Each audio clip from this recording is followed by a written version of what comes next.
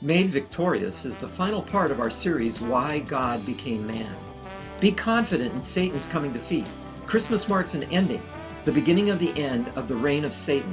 Christ was raised from the dead to be the first fruits, and when he comes, it will be total victory. But just what is victory? Here's Pastor Seth. We are finishing up a series, Why God Became Man. The title of today's message is Made Victorious. Made Victorious. Let's do a quick review of where we've been on this. Week 1, Why God Became Man, to be made alive. We were once spiritually dead. We were once personally dead, according to the Bible. We were once relationally dead. All we thought about, we were driven by ourselves and our own needs, and unless Jesus Christ changes that, we will be like that all our life. And that produces drama and heartache and all kinds of mess. When Christ comes into our life, he makes us alive. We are made alive, and he continues to make us more and more alive in our relationships and in our personal life. Second, he came to make us right. In one sense, we've been made right with God as far as our standing the day that we became Christians. Now, in addition to that, we are in a long, drawn-out process every day of our life of being made right in terms of our nature. That is a long, slow, tedious process, much more difficult than most of us have any awareness of. God is working around the clock every day in our lives to bring that about, and one of his favorite things to do is problems to do that. Third, to be made honorable. Sin makes us dishonorable before God. The Bible says that when the people worshipped idols, they became worthless. Worthless idols, they became worthless. We find ourselves trying to be people of honor. Instead, we find ourselves beating ourselves in the back and wondering why we're such a screw-up and how are we ever going to figure out what my life is all about and the meaning of life. And God puts a story in our hearts, his story, where we become honorable in his story. He makes us honorable through the cross, and then in the course of our life, day by day, over the many years, he continues to form us more and more into Christ, where we honor him and people have a chance to see something of who Christ is through our lives. Then fourth, to be made happy, and there should be an asterisk after that word happy, because it's not, God didn't make us happy like going to Disneyland makes you happy. This is more about joy and the discovery of what joy is. Joy is not the same as going to a football game like the USC game and watching them win. That's happiness. But joy is something very different. It's something that happens down in our hearts. It's much more of a settled satisfaction of knowing that we're finally in a right relationship with God. We're finally in the place we're supposed to be. We're finally becoming the people that we're supposed to be. We can see God at work in our lives. God begins to use our lives to affect other people. All of those things bring a sense of joy. But it's more of an inward, quiet sense of satisfaction and really more of a sense of gratitude than anything else. Now, today what I'd like to look at is Made Victorious. And I hesitate to even use this title because it sort of infers a kind of Christianity that I don't believe in. There is one kind of Christianity you'll find on Christian radio that once you become a Christian, that all of life is grand for the most part. And if you just follow what the Bible says, then won't life just be peachy keen? Well, the Bible gives indication that sometimes that happens, but it also gives lots of indication that there are a lot of other times that's not how it works. In my own life, rather than feeling victorious, it's very easy for me to feel defeated.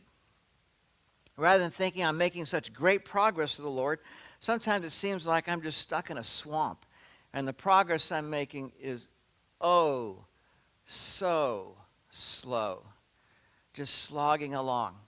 Rather than feeling like a spiritual victor, it seems to me like I often feel like a spiritual failure.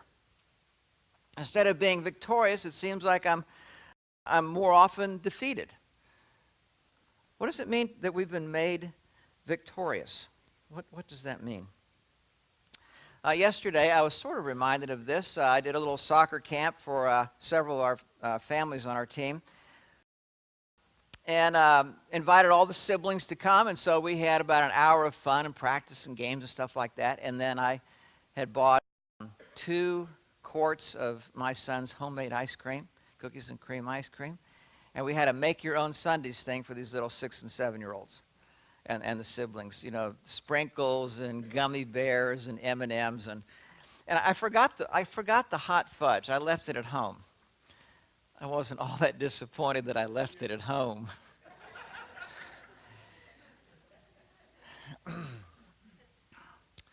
Now, I'm out on the field, and a couple dads are out there watching as I'm doing my thing with the kids. It's soccer and the siblings and stuff like that. And then we go to sit down, and then one of the dads is quite he's very verbal, and he's highly opinionated, and I know he means well, which keeps me tracking with him.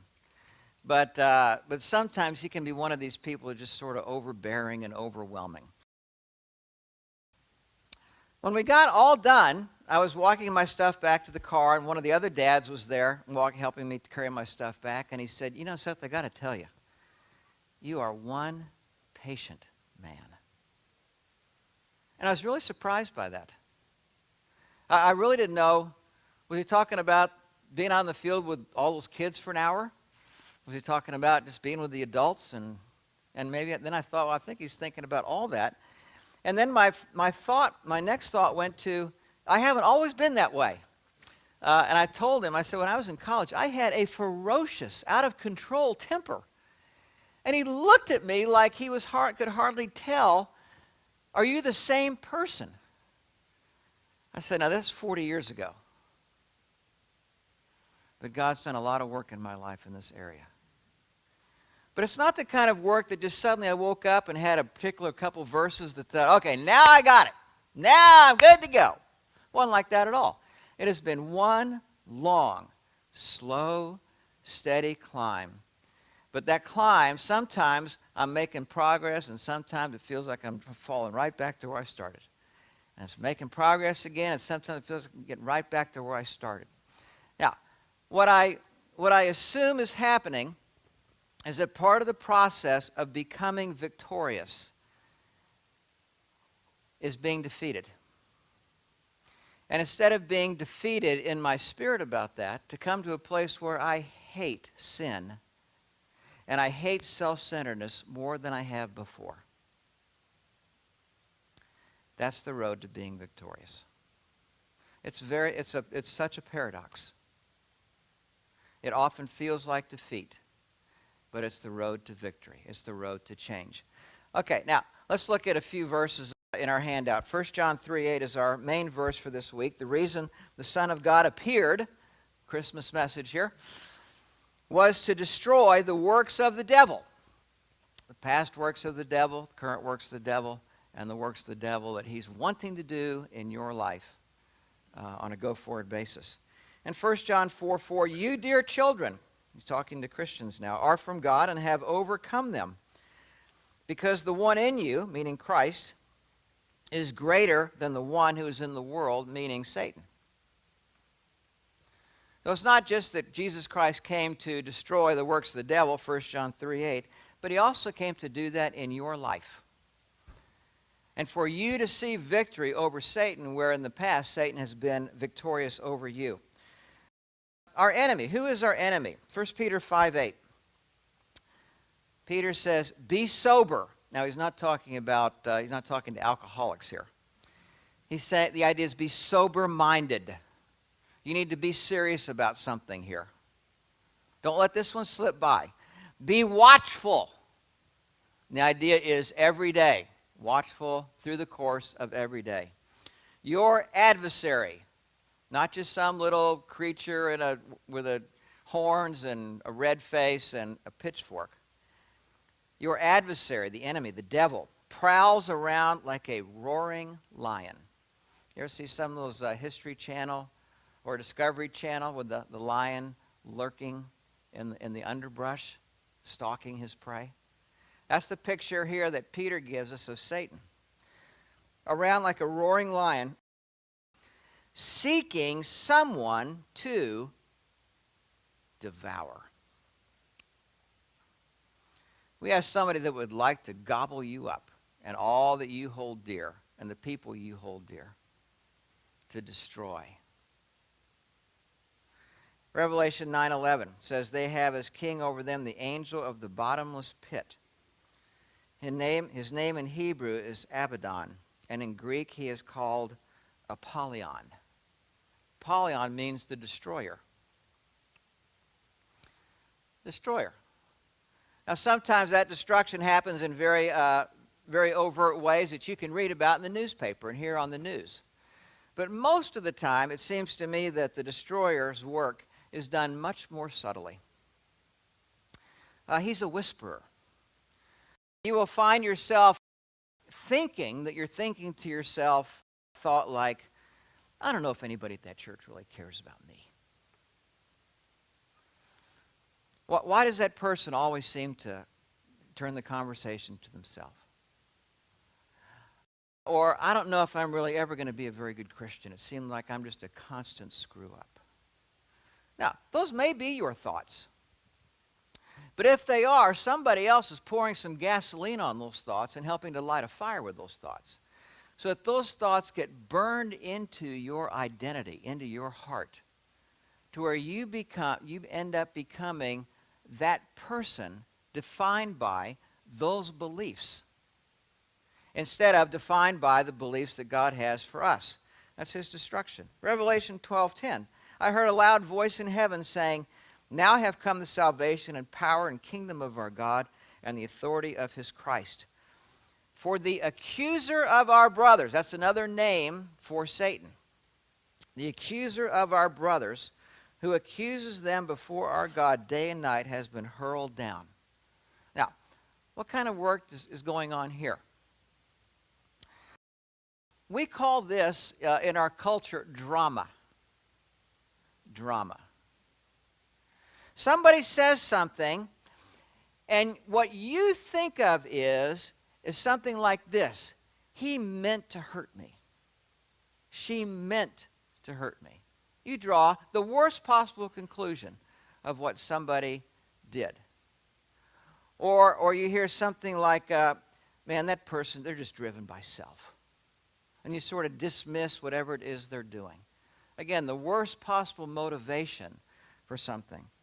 Or you find yourself just being suspicious regularly, or critical in your thoughts regularly. Or the life of the relationship that you have slowly draining out of you, out of the relationship. Or distance slowly being created between you and people you care about.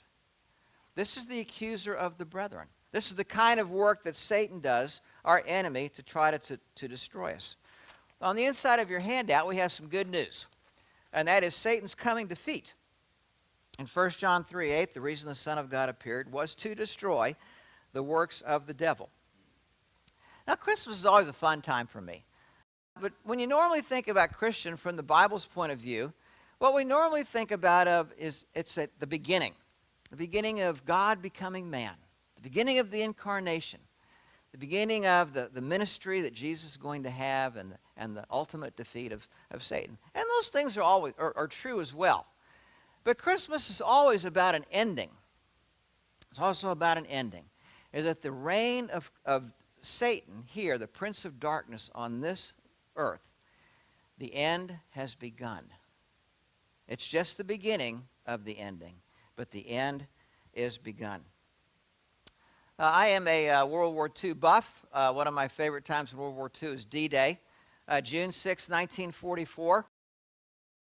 Eisenhower gave the okay, and 150,000 troops advanced on a little part of France called Normandy. Thousands of paratroopers were paratrooped in the night before.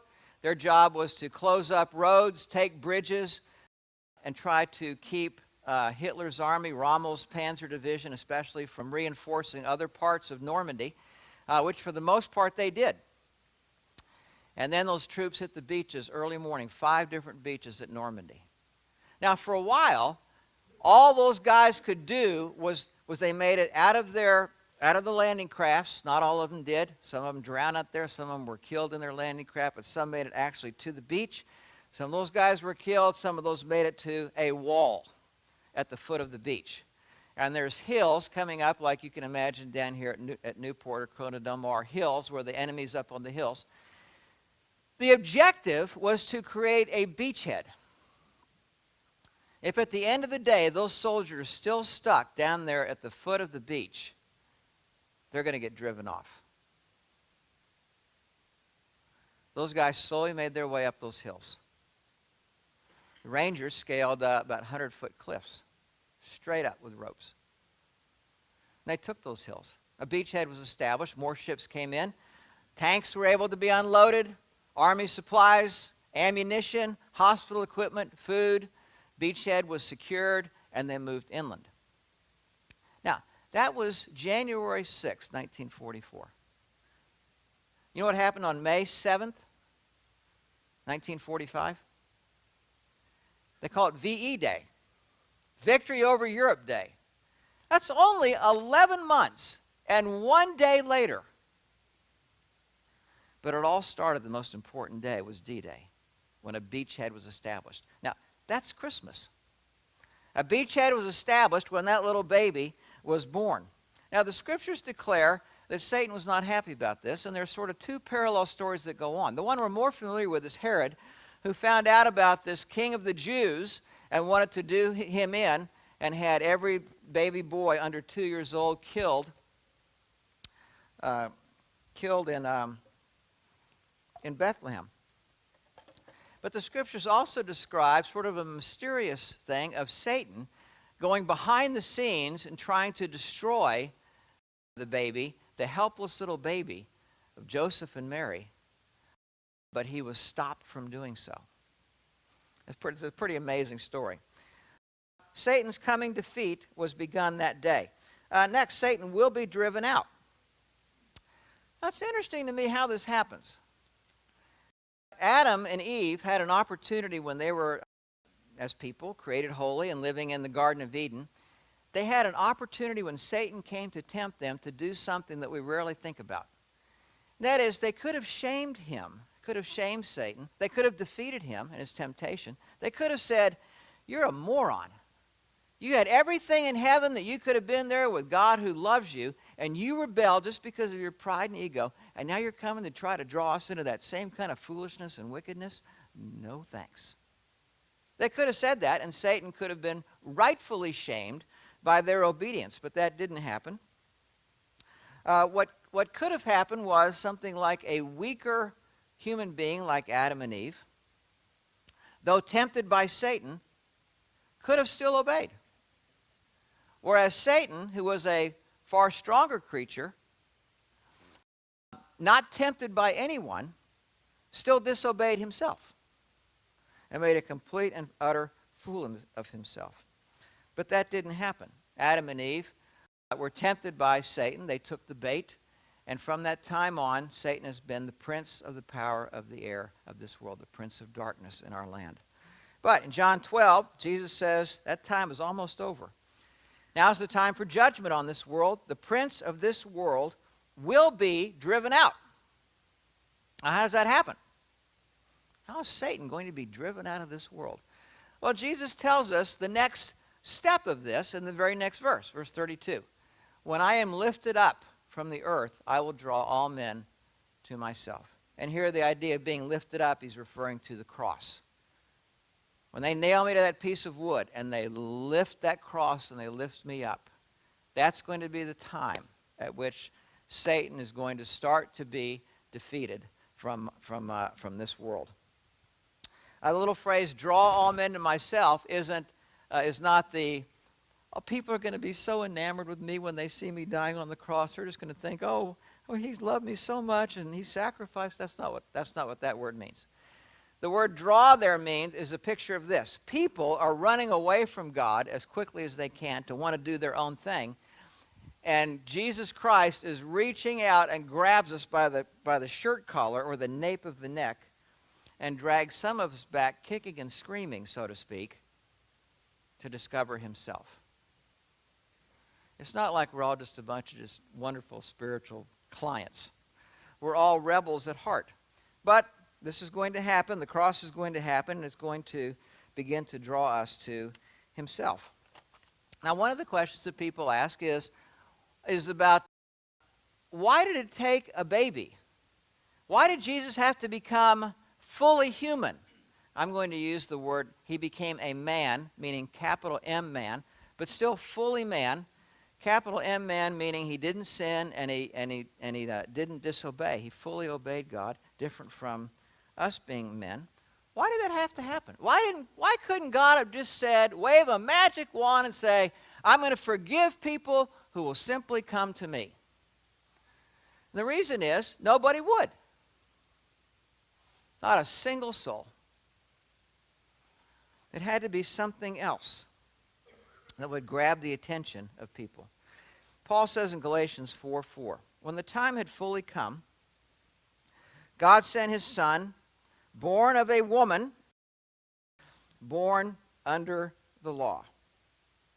Now what he's going to describe here is a contrast, and then Paul does this again in 1 Corinthians 15, between what Adam did and contrast that with what Christ did. Adam disobeyed. Christ obeyed.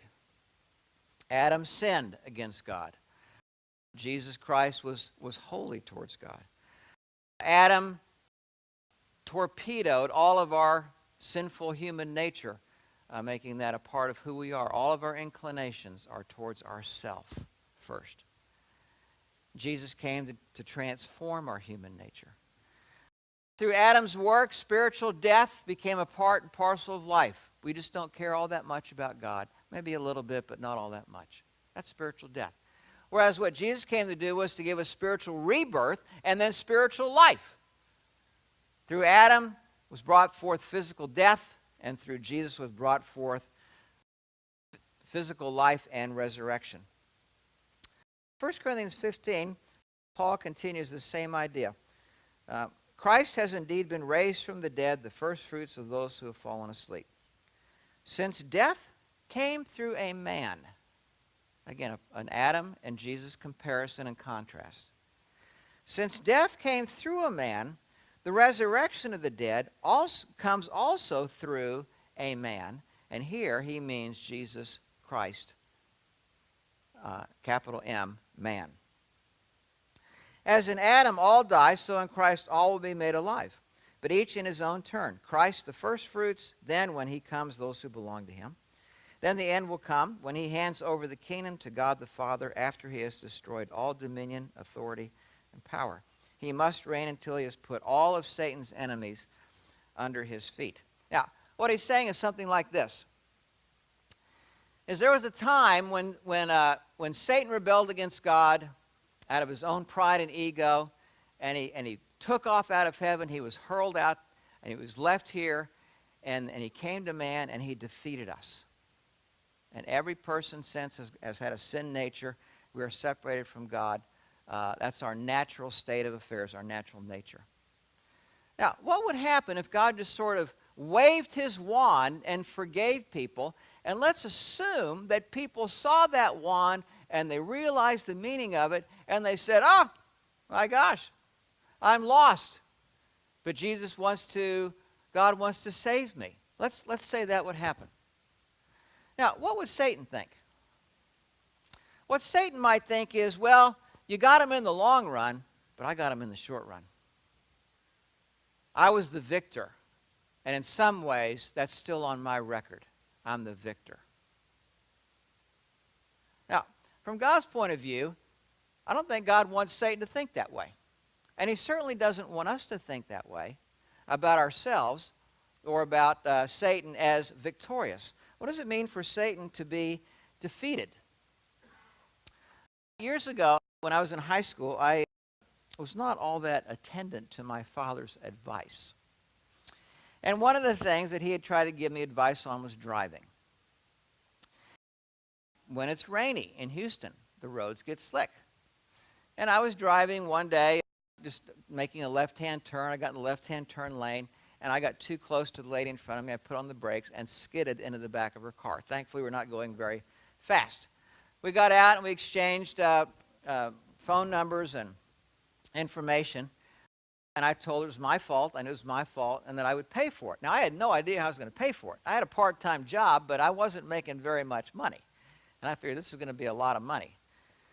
So I called the lady, told her I told my dad, and I'm going to get an estimate. And I was working more hours up at this little drugstore when I was in high school.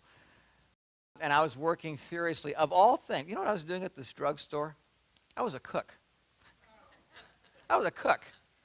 I was the only cook at this drugstore. Hamburgers and malts and shakes and, you know, kind of a deli kind of thing. That's pretty funny.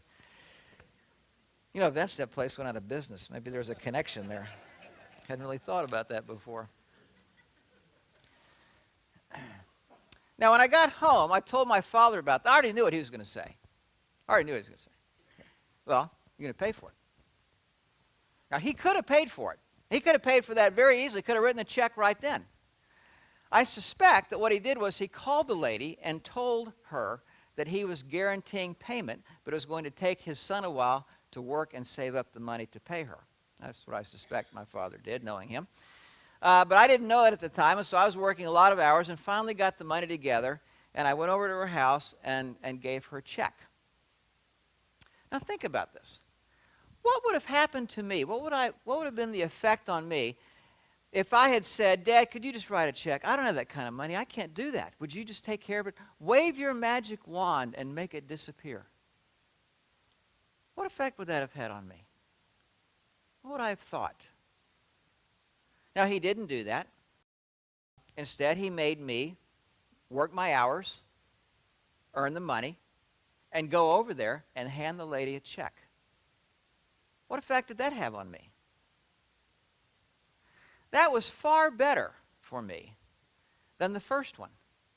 That's sort of like what's being described here between God becoming a man and man defeating Satan, rather than God just waving his magic wand and suddenly we're free. In a few days, we have 3 members of our church who will be watching the Rose Bowl. They're Oregon Duck fans. Oregon is a 9-point favorite over Florida State, which is heavy favorites to win. They're likely going to be in the championship game, probably against Alabama, who's also a heavy favorite against Ohio State. Now, Oregon is ranked 2nd in the country, and they probably would have been ranked 1st in the country had not they lost one game to Arizona. And it's a game they could argue they probably shouldn't have lost. Oregon is a very, very strong team. But let's say, what would have happened if Oregon had finished out its season and there was no Pac-12 championship game and they'd just been invited to the tournament, the 4-team tournament, and let's say they beat Florida State and let's say they beat Alabama or Ohio State and they win the national championship. They're really happy about that, as they should be. But what would the Arizona fans and team say? We beat those guys. We took them down. We're the only team to do it. Why, they would be gloating and happy about that and sort of rubbing it in their face. We beat you guys. Except for one thing.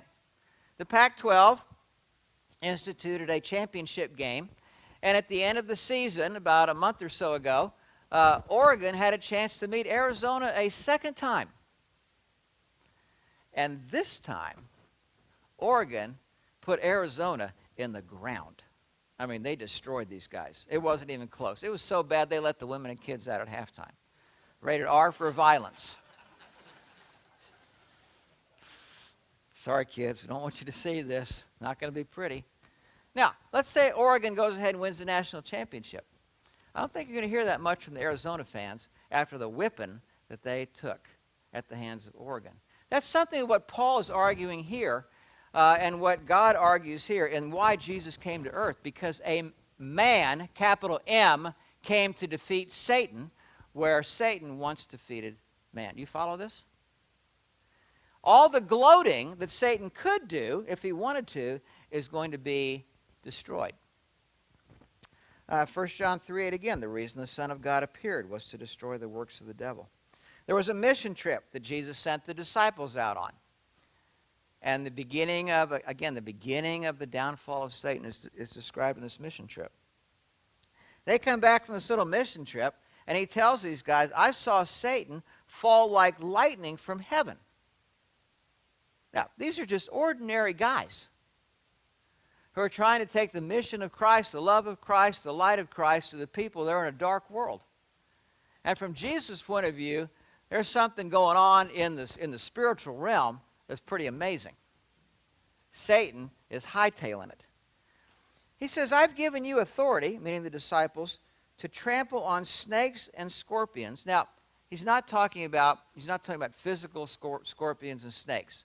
You know, sometimes you see this little church in Tennessee who just miss the complete point of this verse. Scorpion and snakes are allegorical pictures of what Satan and his demons are like. They're nasty and they're vile and nobody wants anything to do with them. I've given you authority to trample on. And here he's talking about victory over Satan. What does it mean to be victorious? To trample on, to overcome all the power of the enemy. Nothing will harm you. Now, it's not that we don't have sickness and disease and people still die. What he's talking about is nothing will harm your spiritual relationship with God and need not harm your relationships with people. What I'm trying to come to do in your life is to give you victory in these arenas. On the back of your handout, what is victory? What does victory look like? Well, we've looked at a few of these. To be made right, to be made alive, to be made honorable, to be made joyful, and all those things are still in process. But ultimately, we come to these verses in Galatians 5:13. This is the center of the point. The tip of the spear. You are called to freedom, brothers, only do not use your freedom as an opportunity for the flesh, but through love be servants of one another. Through love, be servants of one another. Not self-centered, not turned in on ourselves, outward focused. The whole law is fulfilled in one word. You shall love your neighbor as yourself. Give the same amount of attention to the people in your life that you already give to yourself. That's the idea.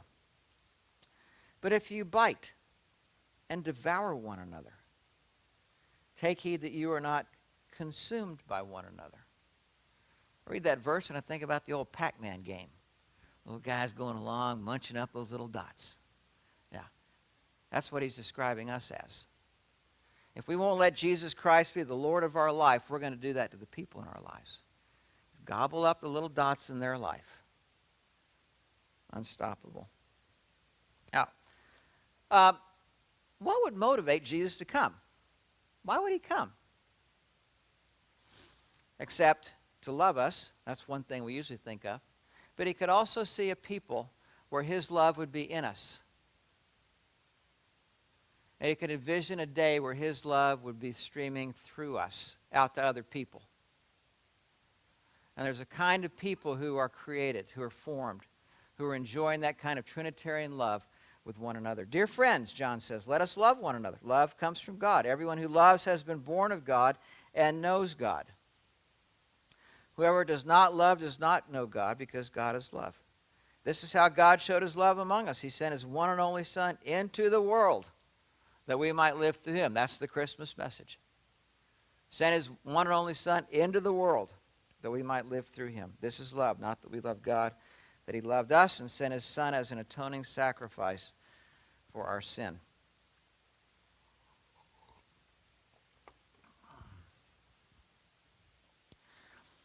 About 150 years ago, there was a pastor in New England who was walking through their little town, and he came across a boy walking down with a bird cage, 3 little birds in it. And the little birds in there were terrified.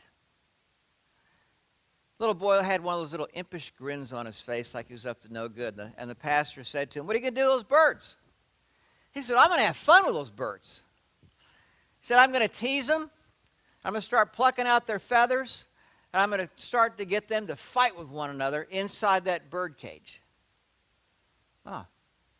Well, after a while, you're going to get bored of that. Then what are you going to do? The little boy said, oh, that's easy. We got cats.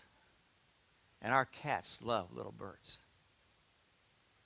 They'll kill them and eat them. Pastor shook his head. He said, son, how much would you take for that cage and those birds? The little boy said, what? You're not going to pay me for those birds in that cage. Those birds are worthless. They're just little field birds. They can't sing. They're nothing to look at. They're ugly little birds. They're of no use at all. How much would you take for them? The little boy saw his opportunity. He said, $10. Pastor reached into his pocket, pulled out $10, gave the money. The kid no longer had his money. Then he took off. The pastor has a bird cage with 3 birds in it. He walks down an alley out into just outside into one of the fields, and there's a tree up close. And he goes to the bird cage. He lifts it up and he opens the door. And then he just was able to sort of scooch all 3 of the little birds out, and they made their way to freedom up in the tree. Then the pastor on Sunday told this story. There was a conversation one day between Jesus and Satan. Satan comes to Jesus and he says, you see what I got? Jesus says, what? He said, I set a trap for your people. Just the right bait that I knew they would take. And they took it. And now I've got them. I've got them in my cage. What are you going to do with them? Oh, I'm going to have fun with them. I'm going to make sure they get angry with each other. They fight, argue with each other. They're suspicious of each other. They hurt each other. I'm going to teach them to build bullets and bombs and do great destruction. But the greatest thing is I'm going to watch them die slow deaths through depression and anger and fear and worry. Huh. Well, what are you going to do after that with them? He said, when I'm done with them, then I'm going to kill them. Every one of them. Jesus said, how much would you take for them? Satan said, you don't mean that. You don't want that group of people. They could care less about you. They don't want anything to do with you or your ways. You buy them, they'll spit in your face. They won't give you the time of day. They'll just be suspicious of you for the most part, especially when you don't do the things that they think you ought to do. And finally, when things get so bad, they'll kill you. Jesus nodded. He said, how much? Satan realized he had an opportunity. And he said, your blood. And your tears. And your life.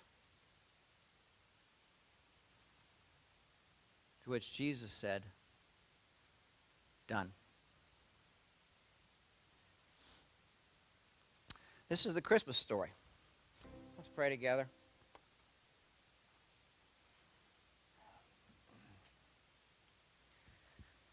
You promise that one day we will reign with you eternally. And we look forward to that day with great longing. There are a lot of times in this life now where it seems like we keep being spiritual screw-ups and spiritual defeats. Sometimes it's discouraging trying to be a Christian. And yet you're using even those times to get us to hate sin, to hate the self-centered life of which we are so naturally attuned to. And through that hatred of sin, through a holy disgust, you change our very nature to want to be more like your Son, who is so different than we are. We long for that. We ask you to continue your good work in that. However you can speed up that process, we're all for. We know that however things look on any given day, that one day we will stand victorious. We at Pacific Church of Irvine invite you to join us every Sunday at 9:30. You can also visit our website at pacificchurch.com